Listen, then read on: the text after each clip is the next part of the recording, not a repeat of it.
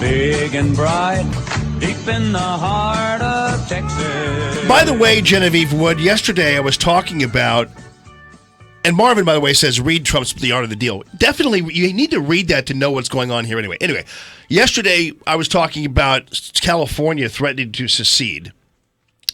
And we talked about how when Texas was talking about that, when Rick Perry broached the subject, everybody was called a racist. But apparently, when you're in California and you want to secede, that doesn't make you racist.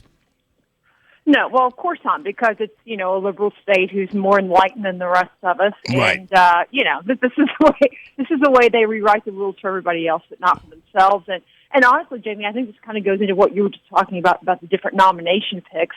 I love how now, I was just watching MSNBC Morning Joe for my morning torture. and you got Meek and company all talking about now how fabulous Mitt Romney would be. What a brilliant man. What a great... I'm like, wait a minute. This is the guy that, 4 years ago you guys didn't care for. And, now, though, he's the right guy because he might be...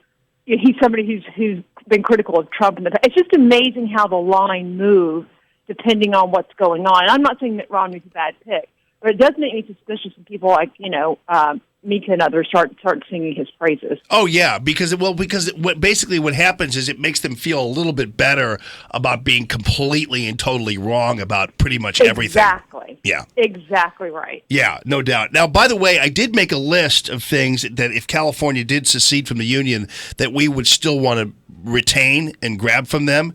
And it was the Reagan Library, the Nixon estate, all the military bases, the Ronald Reagan star on the Hollywood Walk of Fame, the Trump star on the Hollywood Walk of Fame, but I forgot to add one that I thought about overnight, which was I want all the canisters of the old Beverly Hillbillies episodes.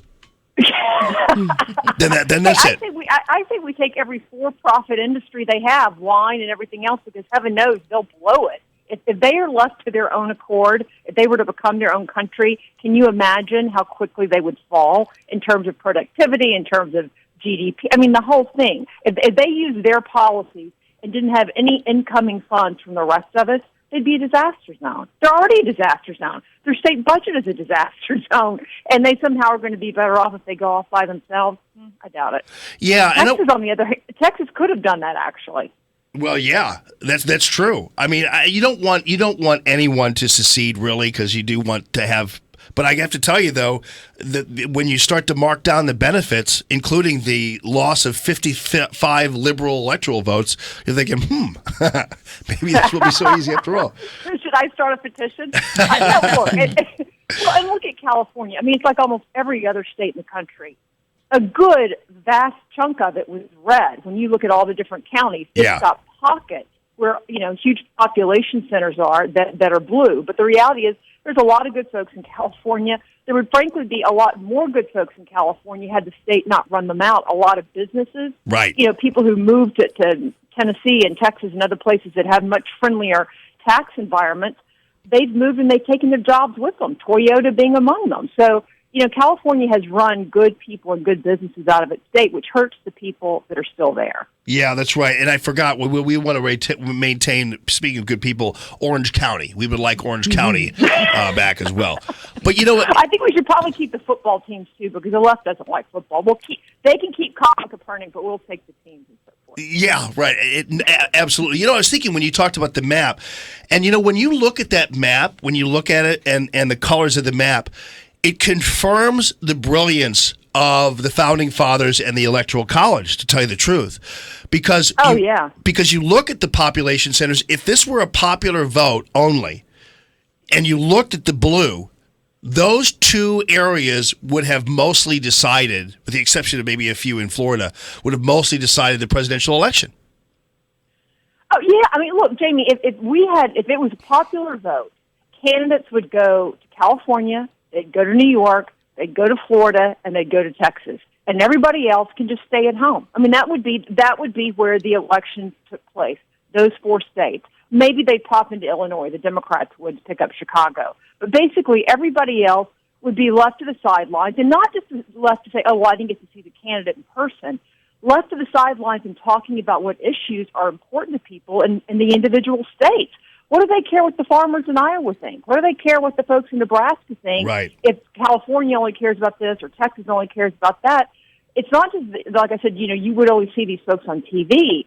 They would not be talking about issues that mattered to you. So you're right. The Founding Fathers were right on, and most people who actually look at why it's done the way it is come around to the right conclusion, but the left is so busy being in meltdown mode, they can't read history and can't be bothered with the facts. Well, I do have. I switched my search engine to Bing from Google because of their unpatriotic little things that they do on certain holidays. So I switched to Bing, and it's funny because when you pull Bing up, you have like 5 or 6 stories down below, like little squares of stories, and they constantly are doing. They're doing this like Hillary Clinton popular vote count. Like Hillary's now at 1.7 million votes, and I'm like.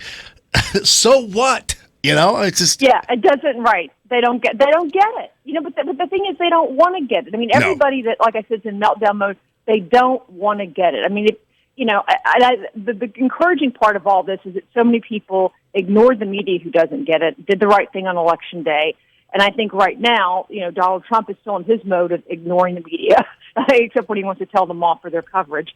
And I hope he continues in that mode and does what You just don't have to go through that lens anymore. You just don't have to.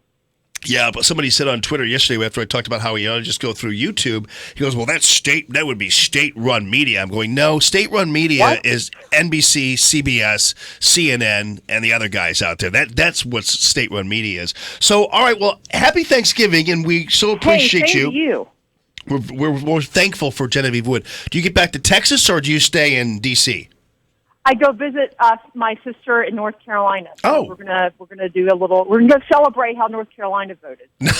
No doubt. Tell them thank you for me as well. My I'll do that. Grandparents used to have a house there in Black Mountain, North Carolina, which is beautiful. Oh, beautiful. Yeah. All right, Genevieve. Well, nice talking to you. Have a fabulous Thanksgiving, and we appreciate you. Same to you and all the folks in St. Louis and your listening area. Thanks, James. All right. Take care. At Genevieve Wood, dailysignal.com, heritage.org, 969-9797. If you're thinking about buying a new furnace or air conditioner, now's the time. Because if you buy now, Jerry Kelly will install the best heating and cooling equipment on the planet. And if it snows on Christmas, Jerry Kelly will give your money back. All of